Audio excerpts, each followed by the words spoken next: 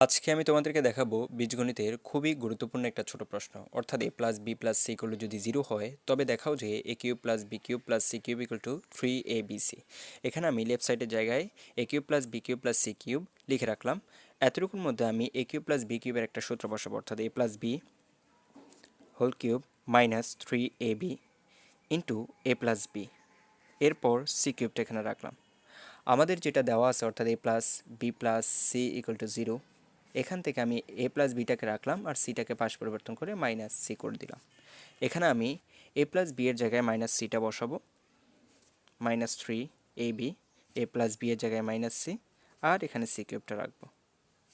এরপর minus C cube করলাম, এখানে মাইনাস মাইনাস গুণ করলে হবে প্লাস, হবে 3abc আর plus C cube. Minus C cube plus C cube কাটাকাটি যাবে আর থাকবে 3abc। এটাই হচ্ছে রাইট হ্যান্ড সাইড দেখানো হলো।